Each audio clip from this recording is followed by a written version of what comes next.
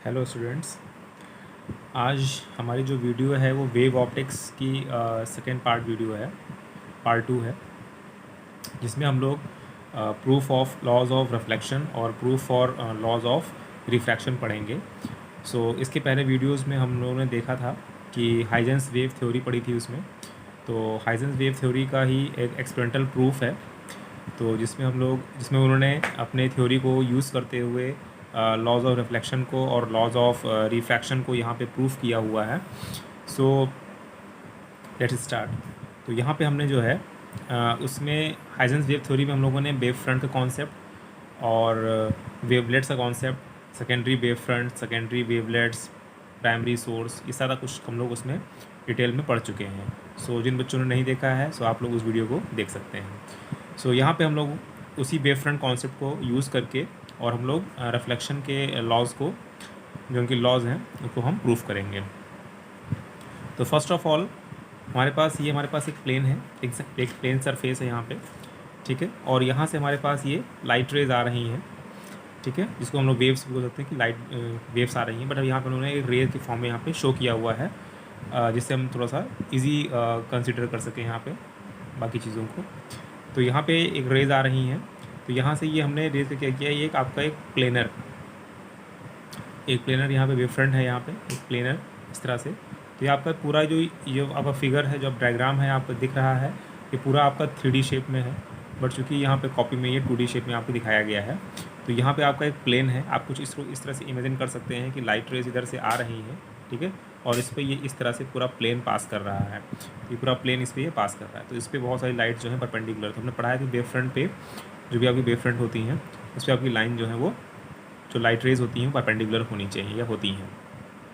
Light rays infinity से आ रही हैं तो पैरेलल हैं, तो पैरेलल जो लाइट रेज होती हैं वो प्लेनर वेव फ्रंट बनाती हैं। तो this is your planar wave front, ठीक है, ओके। यहाँ तक तो दोनों रेज एक साथ आई, हमने ये प्लेनर वेव फ्रंट बना दिया यहाँ पे, ठीक है, यहाँ तक डिस्टेंस। अब आगे जो याली रे है उसने तो सरफेस को टच कर लिया है, बट जो याली रे है इसको सरफेस को टच करने में अभी टाइम लगेगा, ठीक है। तो यहाँ पे कुछ टाइम टी के बाद वो ट्रेवल करके वो वेव यहाँ तक पहुँच गई किसी वेलोसिटी v से। तो अगर हम बोला जाए कि डिस्टेंस कितना ट्रैवल किया, तो v टाइम्स ऑफ टी। तो v times of T distance उसने ट्रैवल किया है b पॉइंट से लेके c पॉइंट तक पहुँचने के लिए। और इस वेव का जो टाइम पीरियड है वो t इज इक्वल टू 0 पे है। t इज इक्वल टू 0 पे ये भी है, यहाँ पे लिया है, बट यहाँ से यहाँ तक का जो टाइम है वो t है। तो t is equal to t पे ये वेव जो है, याली जो वेव है वो यहाँ से यहाँ तक पहुँच गई है, ठीक है। अब बात करें कि अगर याली वेव टी टाइम में यहाँ से यहाँ पहुँच गई है, तो याली वेव टी टाइम के बाद कहाँ से कहाँ पहुँचेगी। तो ये वेव टी टाइम के बाद डिस्टेंस ट्रेवल करके और इधर कहीं पहुँच जाएगी, ठीक है। तो ये भी आपकी सेम डिस्टेंस ट्रेवल करेगी जितना आपकी सेकंड वेव ट्रेवल करेगी। बस फ़र्क ये यहाँ का है कि आपकी यहाँ तक स्ट्रेट आएगी, उसके बाद यहाँ तक इस जितना ये टाइम इसको स्ट्रेट आने में यहाँ पे टच करने में लगा है, उतने में आपकी वेव यहाँ तक आके वापस ये बेंड कर जाएगी, ठीक है। बस इतना ही डिफरेंस है। तो डिस्टेंस दोनों का सेम है, ये भी आपका वी डिस्टेंस है। तो हमने यहाँ से एक सेंटर मानते हुए और वी डिस्टेंस लेते हुए, वी मतलब वेलोसिटी इनटू टाइम का मतलब होता है डिस्टेंस। तो ये वी डिस्टेंस लेते हुए हम लोग यहाँ पे एक आर्क लगाएंगे, तो कोई आर्क लगा हुआ है। ऐसे यहाँ पे बी सेंटर को मानते हुए और वी डिस्टेंस लेते हुए इस पॉइंट सी पे एक आर्क लगाएंगे। ये पॉइंट थोड़ा सा शिफ्टेड दिख रहा होगा गलती से, ठीक है। एक्चुअली ये पॉइंट सी जो है बिल्कुल इसी आर्क पे ही है बच्चों, ठीक है। ये पॉइंट सी जो है बिल्कुल आर्क पे ही है, ठीक है। थोड़ा डायग्राम थोड़ा सा गलत हो गया हल्का सा। तो ओके, यहाँ पे हमारे पास जो है एक चीज़ और कि अब वैसे माइंड में क्वेश्चन आ रहा होगा कि क्या हमको ज़रूरी है कि आर्क को यहीं पे लगाएं, आर्क यहाँ भी ले सकता है, आर्क यहाँ भी ले सकता है, मतलब वी डिस्टेंस का आर्क पूरे यहाँ पे, क्योंकि ये अब यहाँ पे आपका एक पॉइंट सोर्स हो गया है। यहाँ पे अब आपका एक पॉइंट सोर्स है। अब इस पॉइंट सोर्स के लिए पूरा ये स्फेरिकल होता है, ज़्यादा कि पॉइंट सोर्स के लिए स्फेरिकल वेव फ्रंट बनती है। यहाँ पे आपकी स्फेरिकल बनेगी, मतलब इस पूरे प्लेनर पे आपके पूरे वेव फ्रंट पे यहाँ पे नंबर ऑफ पॉइंट्स होंगे यहाँ पे, ठीक है। तो हर एक वहाँ पे क्या होंगी, स्फेरिकल वेव फ्रंट्स बन जाएंगी। अब तो यहाँ से हमने इस तरफ इसलिए बना दी है क्योंकि एक थोड़ा सा यहाँ पे हम लोग कॉमन सेंस यूज़ करना है कि जो रिफ्लेक्शन के बाद क्या होता है, वेव जो होती है वो सेम मीडियम में ट्रेवल करती हैं। तो वो उस कॉमन सेंस को यूज़ करते हुए हमने कुछ इस तरह से वेव को इस तरफ यहाँ इसलिए आर्क बनाया है। बनाने के लिए यहाँ भी बन सकता है, यहाँ भी बन सकता है, बट थोड़ा कॉमन सेंस को यूज़ किया। और हमको पता है कि हमको लॉ ऑफ रिफ्लेक्शन को प्रूव करना है, इसलिए हमने आर्क को यहाँ पर जानबूझ के बनाया हुआ है, ठीक है। ऐसे एज सिमिलर हमने यहाँ पर भी आर्क को यहाँ तक बना दिया है। उसके क्या किया, जब आर्क बना देंगे तो हमें पता है कि जो आर्क बना हुआ है एक्चुअली ये वही होता है, जैसे हमने बताया था कि उस आर्क पे फिर क्या करते हैं हम लोग, एक परपेंडिकुलर लाइन ड्रॉ करते हैं, ठीक है, एक टेंजेंट ड्रॉ करते हैं, सॉरी, एक टेंजेंट ड्रॉ करते हैं, ठीक है। तो ये हमने टेंजेंट ड्रॉ कर दिया, ये सी डी एक टेंजेंट ड्रॉ कर दिया इस पर, ठीक है, जो इन दोनों आर्क को टच करता हुआ निकलेगा, जिनको हम यहाँ पे वेवलेट्स बोलते थे, याद होगा आपको, ठीक है। तो ये सोर्स हैं, सेकेंडरी सोर्स के वेवलेट की हैं आपकी, ठीक है। तो इनको टच करता हुआ ये पॉइंट यहाँ से निकलेगा। सो उसके बाद यहाँ से फिर रे आगे आपकी यहाँ निकल जाएगी और ये रे आपकी आगे यहाँ से निकल जाएगी, क्योंकि इसी पे आपकी परपेंडिकुलर रे होनी चाहिए। तो ये देखो इस पे जाएंगी, ये परपेंडिकुलर रे, ये थोड़ा सा आपका आर्क थोड़ा सा इधर बनेगा शिफ्ट होके, तो आपकी जो लाइन होगी आगे परपेंडिकुलर इस पे, इस वेव फ्रंट पे, अभी वेव फ्रंट हो गया ना आपका, ठीक है। जब टेंजेंट ड्रॉ कर देते हैं और उसको ज्वाइन कर देते हैं तो आपको वेव फ्रंट बन जाता है। तो यहाँ पे भी हमारे पास ये वेव फ्रंट बन गया और ये लाइन इस तरह से यहाँ से निकल जाएगी। तो t=0 पे जो लाइट आई थी वो यहाँ पे तक थी, यहाँ तक थी। t टाइम पे ये वाली लाइट ट्रेवल करके यहाँ तक पहुँच गई और t टाइम में ये वाली लाइट ट्रेवल करके यहाँ तक पहुँच गई, ठीक है। उसके बाद हमने vt डिस्टेंस लेते हुए यहाँ आर्क लगाया और vt ही डिस्टेंस लेते हुए इस पॉइंट को रख के यहाँ आर्क लगा दिया। दोनों फिर कर्व पे आपने एक टेंजेंट ड्रॉ कर दिया और उस टेंजेंट्स के परपेंडिकुलर आपने फिर रेज को यहाँ से निकाल दिया, ठीक है। तो कुछ इस तरह से आपको लुक मिल गया होगा कि ये वेव्स ऐसे आई, ऐसे निकल गई, ये वेव ऐसे आई, यहाँ पे ऐसे निकल गई, ठीक है। अब यहाँ पे देखते हैं, यहाँ पे अगर हम इस प्लेन सरफेस पे लाइन ड्रॉ करें तो ये एंगल ऑफ इंसिडेंस हो गया, ठीक है।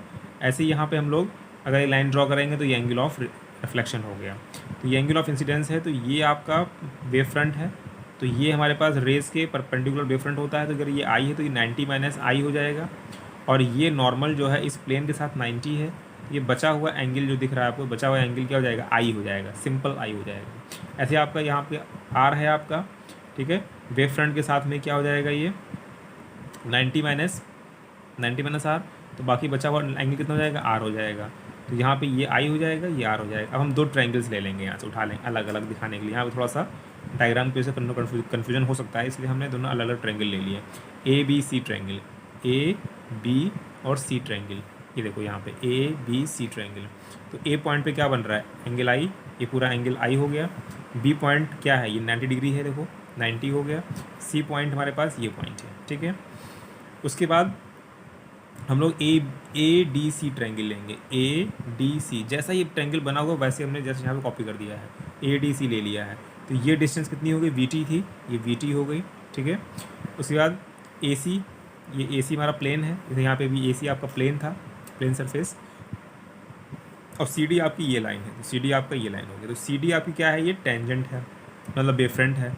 यहाँ पे हमारे पास ए बी वेव फ्रंट है, ठीक है ना। तो यहाँ पे ये एंगल कितना था, ये आर एंगल था, तो ये एंगल आर हो गया। सी पे एंगल आर था, ये आर हो गया। और ये डिस्टेंस बी टी थी। तो वैसे यहाँ पे बी सी में क्या था, ये देखो बी और सी, ये बी सी क्या था, ये बी टी डिस्टेंस ये भी है, तो ये b c b t distance हो गई। तो बाई आर एच एस जो कॉन्ग्रुएंसी होती है, आर एच एस कॉन्ग्रुएंसी से क्या हो जाएगा बच्चों, ट्रायंगल ए बी सी जो है वो कॉन्ग्रुएंट हो जाएगा ट्रायंगल ए डी सी के, ठीक है, कॉन्ग्रुएंट हो गया। सो उससे में क्या मिल जाएगा, उससे में ये मिल जाएगा कि ए बी जो है वो इक्वल है सी डी के, मतलब ये जो वेव फ्रंट है, ए बी वेव फ्रंट है, वो आपकी सी डी वेव फ्रंट के इक्वल हो जाएगी, ठीक है। So angle opposite to equal sides are equal, that is आपका angle I equal to angle R हो जाएगा। मतलब कि क्या हो जाएगा, इस आर के सामने वाला एंगल ये है, ठीक है, यहाँ पे आपका, और यहाँ पे आई के यहाँ सामने वाला बी सी है यहाँ पे, ठीक है। तो इस कॉन्सेप्ट पे angle I is equal to angle R को यहाँ पे हम लोगों ने शो कर दिया है। तो ये लॉ और रिफ्लेक्शन को ये प्रूफ कर दिया इसने यहाँ से, ठीक है, ओके। अब बात करते हैं हम लोग proof for laws of refraction की बात करते हैं, ठीक है। तो रिफ्रैक्शन के फिनोमेना को पता है कि लाइट रेज जो है एक मीडियम से दूसरे मीडियम में जाती है। मान लिया इस मीडियम को N1 मीडियम मान लिया, इस मीडियम को हमने कुछ N2 मीडियम मान लिया और N1 से N2 लाइट हमारी मूव कर रही है यहाँ पे, ठीक है। सो यहाँ पे हमारे पास लाइट वेव्स आएंगी, सिमिलर प्रोसेस है, वही चीज़। इंसिडेंट रे यहाँ से आई, कहीं इन्फिनिटी से आती हैं, इन्फिनिटी से आती हैं तो वो लाइन हमारी पैरेलल होती है, पैरेलल लाइन यहाँ पे आई, यहाँ पे हमारी फॉल हुई। यहाँ पे फिर हमने क्या किया, एक वेव फ्रंट ड्रॉ किया जो कि परपेंडिकुलर, देखो यहाँ परपेंडिकुलर है, यहाँ परपेंडिकुलर है, ठीक है। तो ये हमारा प्लेन सरफेस है, ये हमारा प्लेन है सरफेस, प्लेन सरफेस है जिस पे लाइट फॉल हो रही है, ठीक है। फिर उसके बाद हमारे पास क्या है कि हाँ, इस पॉइंट पे हमारे पास t इक्वल टू 0 पर ये लाइट फॉल हो रही है, ठीक है। और इसी point t is equal to T time 0 पे हमारे पास b पॉइंट पे भी लाइट यहाँ तक आके फॉल हो रही है, ठीक है। ये वेव फ्रंट ड्रॉ हो गया हमारे पास। फिर उसके बाद आफ्टर टाइम t टाइम के बाद, मतलब in t time t is equal to t पे ये वेव आगे ट्रेवल करते यहाँ तक आई, और ये वेव जो है उस t टाइम में ही ट्रेवल करके यहाँ तक आई, ठीक है। यहाँ पे इसकी वेलोसिटी, ये जो कि अभी आपकी ये जो रे है ये आपकी रेयर मीडियम में है, तो इसकी वेलोसिटी v1 है, ठीक है। और ये आपकी रे अंदर डेंसर मीडियम में आ गई, तो इसकी वेलोसिटी कुछ चेंज हो जाती है। आपको पता है जब लाइट हमारे मीडियम चेंज करती है तो वेलोसिटी में चेंज आ जाता है, सिर्फ फ्रिक्वेंसी आपकी सेम होती है, बाकी वेलोसिटी वेवलेंथ सब कुछ चेंज हो जाती है। तो यहाँ पे v2 हो जाएगा, टाइम वही रहेगा, टाइम हमने सेम टाइम में लिया है ना, तो ये v1t हो जाएगा, ये v2t हो जाएगा। अब v1t क्या हो गया, एक डिस्टेंस हो गया, v2t क्या हो गया, एक डिस्टेंस हो गया। तो इसी v2t डिस्टेंस लेते हुए हम लोग यहाँ पे एक आर्क लगाएंगे, और v1t डिस्टेंस लेते हुए हम लोग एक यहाँ पे आर्क लगाएंगे, ठीक है। सो फिर से वही बात है कि हमने जो है इस आर्क को हम यहाँ भी क्यों लगाए, यहाँ क्यों नहीं लगा सकते हैं। फिर यहाँ पे कॉमन सेंस यूज़ करना है कि हमको पता है कि रिफ्रैक्शन हो रहा है, तो हमें जो है लाइट को अंदर की तरफ बेंड करना है। इस वजह से हम लोगों ने जान के आर्क को इस तरह से लगाया है कि हमको ये लाइट जो है अंदर की तरफ दिखे, ठीक है। तो यहाँ पे भी आर्क, यहाँ पॉइंट रखा, यहाँ आर्क लगाया, यहाँ ए पे रखा तो यहाँ आर्क लगाया, ठीक है। तो उसके बाद ये आर्क लग गया, इस आर्क पे देखो बिल्कुल सीधा से टेंजेंट ड्रॉ कर देंगे, ठीक है। अब ये क्या हो गया, एक नया वेव फ्रंट बन गया, ठीक है। अब इस वेव फ्रंट से फिर से लाइट रेज निकल जाएंगी यहाँ से, ठीक है, आगे। मतलब ये प्रोसेस चलता रहेगा आपका। फिर अगली टी टाइम में फिर इस पॉइंट से रख के फिर यहाँ आर्क लगाएंगे, फिर अगली टी टाइम यहाँ पे। तो इस तरह से आपको वेव फ्रंट मिलते जाएंगे और लाइट आपकी वेव फ्रंट के फॉर्म में ट्रेवल करती जाती है। यही बात हाइजेंस ने प्रूफ की थी, ठीक है। तो यहाँ पे लाइट आपकी जो है बेंड करके, अब देखो यहाँ पे फिर से नॉर्मल ड्रॉ करेंगे, ये आपका एंगल ऑफ इंसिडेंस हो गया। फिर ये आपका 90 माइनस आई हो जाएगा, फिर आपका ये नॉर्मल और ये प्लेन के साथ 90 है तो बचा हुआ एंगल फिर आई हो जाएगा, एंगल ऑफ इंसिडेंस हो जाएगा। यहाँ पे भी वही सेम कॉन्सेप्ट है, ठीक है। टी टाइम में angle of refraction, angle of incidence, ये एंगल आर हो जाएगा, ठीक है। अब यहाँ से दो ट्रायंगल्स उठाएंगे हम लोग। तो एक ट्रायंगल हम लोग ने ए बी डी लेंगे, ठीक है। तो ए बी डी एक ट्रायंगल लिया, तो इस ए बी डी ट्रायंगल में बच्चों क्या है कि एंगल जो ए है यहाँ पे देखो ये आई एंगल है, ये बी जो है 90 डिग्री फॉर्म कर रहा है, यहाँ पे 90 है ही आपका 90 है, और बी और डी, तो बी और डी क्या है, एक वही डिस्टेंस तो जिस डिस्टेंस पे हमने आर्क लगाया था लेके, तो v1t डिस्टेंस हो गई जिसमें हमने यहाँ पे आर्क लगाया हुआ है, यहाँ पे आर्क लगा था, ठीक है। ऐसे हमारे पास एक फिर ट्रायंगल कौन सा लेंगे, ए सी डी लेंगे, ए सी डी लेंगे, ये ए सी और डी ले लिया, ठीक है। तो आर्क कहाँ लगाया था हमने, डी पे लगाया था यहाँ पे भी। तो हमारे पास प्लेन कौन सा है, ए डी प्लेन है, यहाँ पे ए डी, ये भी ए डी, तो ये साइड इक्वल हो जाएंगी, ठीक है, यार इक्वल हो गई। v1t ये आपका बी डी जो v1t, और यहाँ पे क्या सी डी वाला पार्ट है, v2t हो जाएगा, ठीक है। तो यहाँ से साइन आई निकालेंगे, तो sine i is equal to क्या हो जाएगा, परपेंडिकुलर अपॉन हाइपोटेन्यूज। तो परपेंडिकुलर क्या है हमारे पास, ये परपेंडिकुलर हो गया, v1t मतलब एंगल के सामने वाला साइड परपेंडिकुलर होता है, अपॉन हाइपोटेन्यूज क्या है हमारे पास, ए डी है, ए डी हो गया। साइन आर यहाँ से निकालेंगे तो perpendicular v2t upon hypotenuse A D हो जाएगा, तो साइन आर की value v2t upon A D हो जाएगा। स्नेल्स लॉ पता क्या होता है, sine I by sine r होता है, ठीक है।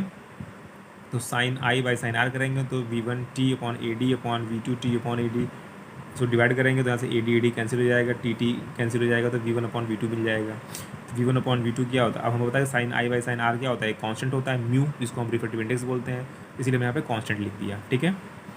फिर उसके बाद यहाँ पे लिखा sine I by sine R is equal to μ2 by μ1 refractive index of second medium upon first medium equals to, इसको हम लेते हैं refractive index of second medium with respect to first medium, इसको ऐसे भी लिख सकते हैं।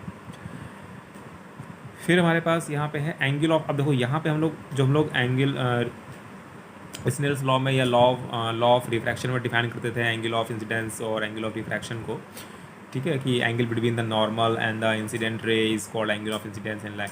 बट यहाँ पे थोड़ा सा डिफरेंट आपकी डेफिनेशन हो जाएगी डिफाइन करने की, कि एंगल ऑफ इंसिडेंस को डिफाइन करना होगा यहाँ पे इस केस में, तो बोलेंगे angle between the incident wave front, angle between the incident wave front and the plane of surface, ठीक है। तो एंगल ऑफ इंसिडेंस को डिफाइन कर सकते हैं कि वो एंगल जो इंसिडेंट वेव फ्रंट और प्लेन ऑफ सरफेस के बीच में बन रहा हो उसको बोलते हैं एंगल ऑफ इंसिडेंस। और एंगल ऑफ रिफ्रैक्शन क्या होता है, तो angle formed between the refracted wave front and plane surface, वो आपका होता है एंगल ऑफ रिफ्रैक्शन। फिर से बोल रहा हूँ, एंगल ऑफ इंसिडेंस जो है angle between the incident wave front and plane of surface. अब देखो यहाँ समझा देता हूँ मैं आपको। Angle between the incident wave front, तो ये जो वेव फ्रंट बच्चों दिख रही है, ये इंसिडेंट वेव फ्रंट है, ठीक है। तो इंसिडेंट वेव फ्रंट और ये आपका प्लेन सरफेस है। तो ये प्लेन सरफेस और इंसिडेंट वेव फ्रंट के बीच का जो एंगल होता है that is angle of incidence, ठीक है। ऐसे ये आपकी जो वेव फ्रंट बन रही है इस मीडियम में, इसको बोलते हैं आपका रिफ्रैक्टेड वेव फ्रंट बोलते हैं। तो ये रिफ्रैक्टेड वेव फ्रंट और प्लेन ऑफ सरफेस के बीच का एंगल जो होता है वो एंगल ऑफ रिफ्रैक्शन होता है, ठीक है। ऐसे ही सेम केस यहाँ पे भी समझ लेते हैं एक बार। ये जो आपका ये आपका वेव फ्रंट है, इसको बोलते हैं इंसिडेंट वेव फ्रंट, क्योंकि ये इंसिडेंट लाइट यहाँ पे आ रही है, तो इंसिडेंट वेव फ्रंट है। इंसिडेंट वेव फ्रंट और प्लेन ऑफ सरफेस के बीच का एंगल क्या था, यहाँ पे आई था, एंगल ऑफ इंसिडेंस। यह आपका रिफ्लेक्टेड वेव फ्रंट है, ठीक है। रिफ्लेक्टेड वेव फ्रंट और प्लेन ऑफ सरफेस के बीच का एंगल जो होता है वो एंगल ऑफ रिफ्लेक्शन होता है, ठीक है। तो यहाँ पे डेफिनेशन जो होती है लिटिल बिट डिफरेंट हो जाती है। So this was your proof according to the Huygens wave theory, ठीक है। तो ये प्रूफ अक्सर एग्जाम में पूछा जाता है, तो इसको आप लोग रिवाइज कर लीजिए, प्रैक्टिस कर लीजिएगा। Okay, thank you students.